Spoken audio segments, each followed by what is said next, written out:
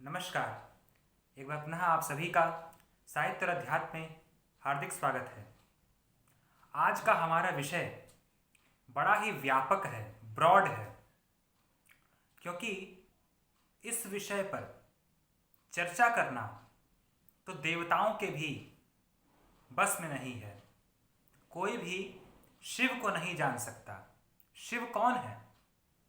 कोई नहीं जानता। शिव का स्वरूप कैसा है, शिव शब्द का अर्थ क्या है और शिव है क्या, ये कोई नहीं जानता। आज हम इसी विषय पर चर्चा करेंगे। आइए एक कथा से अपनी चर्चा का प्रारंभ करते हैं। एक बार की बात है, भगवान विष्णु और भगवान ब्रह्मा में युद्ध छिड़ा, बहस हुई कि हम दोनों में बड़ा कौन है। भगवान विष्णु और भगवान ब्रह्मा में बड़ा कौन है। तो भगवान ब्रह्मा कहे कि मैं बड़ा हूं, भगवान विष्णु कहे कि मैं बड़ा हूं। तब तक उसी बहस के बीच उन लोगों के समक्ष एक लिंगाकार, लिंग के रूप में एक कोई चीज, वस्तु प्रकट हुई और उस वस्तु में से आवाज आई कि तुम, ब्रह्मा को बोला गया कि आप इसका आदि ढूंढिए, इसकी शुरुआत कहाँ है। भगवान विष्णु को बोला गया कि आप इसका अंत ढूंढिए। तो भगवान विष्णु, भगवान ब्रह्मा दो छोर पे चले गए। भगवान ब्रह्मा ऊपर गए, भगवान विष्णु नीचे गए। वो लोग चलते गए, हजारों वर्ष व्यतीत हो गए। भगवान ब्रह्मा को आदि ना मिला, भगवान विष्णु को अंत नहीं मिला। हार कर दोनों लोग उसी स्थान पे लौट आए। जब भगवान विष्णु ने भगवान ब्रह्मा से कहा कि आपने आदि ढूंढ लिया, तो भगवान ब्रह्मा कहे हाँ मैंने तो ढूंढ लिया।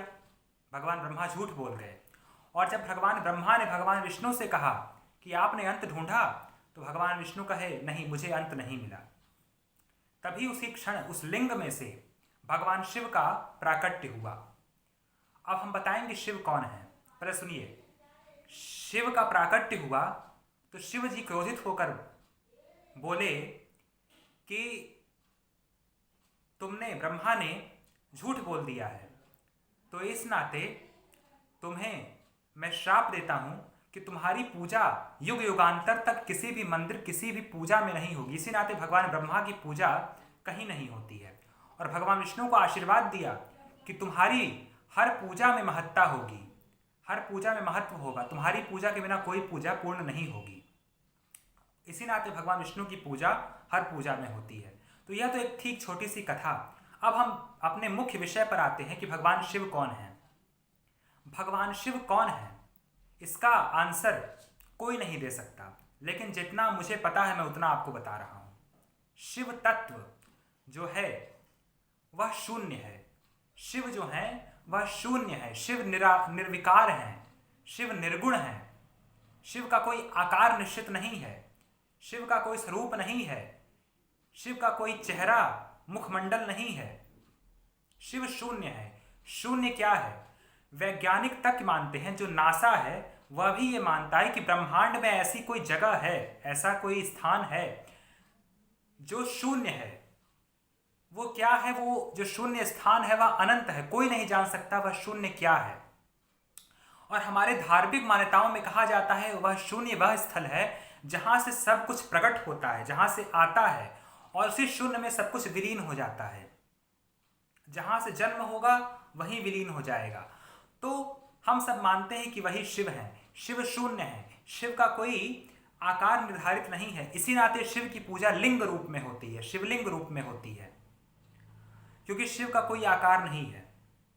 और बड़े बड़े जो धर्मावलंबी हैं वो यह भी कहते हैं कि शिव को हम लोगों ने एक चेहरा दे दिया है, एक स्वरूप दे दिया है, लेकिन शिव का कोई गुण निर्धारित नहीं है। यह भी कहा जाता है यौगिक तत्व में, यौगिक भाषा में शिव को कहा जाता है कि यह पृथ्वी पर विचरने वाला एक इंसान है जो कैलाश पर रहता है और योग करता है, यह कहा जाता है। सुनिए ध्यान से। और हम लोग उन्हें भगवान मानते हैं। अपनी अपनी श्रद्धा की बात है। तो भगवान शिव अलग अलग भाषाओं में अलग अलग लोगों के द्वारा उनका अर्थ निर्धारित होता है।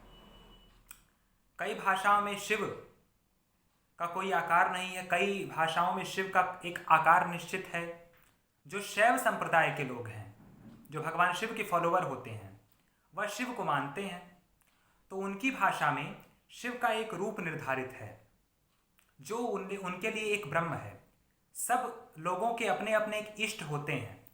जो कृष्ण के भक्त होंगे उनके लिए कृष्ण इष्ट होंगे, जो राम के होंगे, जो नारायण के होंगे, जो देवी के होंगे। ऐसे ही जो शिव के संप्रदाय के लोग हैं वह शिव को अपना इष्ट मानते हैं, उसको ब्रह्म मानते हैं। ब्रह्म का अर्थात एक ब्रह्म, एक ऐसी शक्ति जहां सब कुछ आता है वहीं विलीन हो जाता है। शिव, अब सुनिए, शिव हैं भी, शिव नहीं भी हैं। शिव क्या, इसका क्या अर्थ?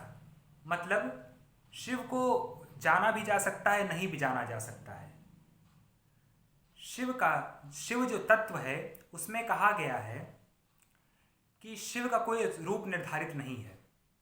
एक श्लोक होता है, नमामि शमीशान निर्वाण रूपम विभुम व्यापकम ब्रह्म वेद स्वरूपम, रुद्राष्टकम, मैंने अपनी वीडियो में डाला है। तो उसमें कहा गया, इसमें एक लाइन आती है, नमामि शमीशान निर्वाण रूपम विभुम व्यापकम ब्रह्म वेद स्वरूपम।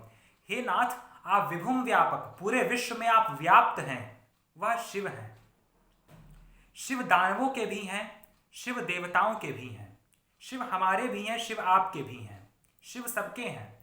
इसी नाते उनको रुद्र कहा गया है, उग्र कहा गया है। और शिव हमारी कल्पना भी हैं और हमारी कल्पना से परे भी हैं।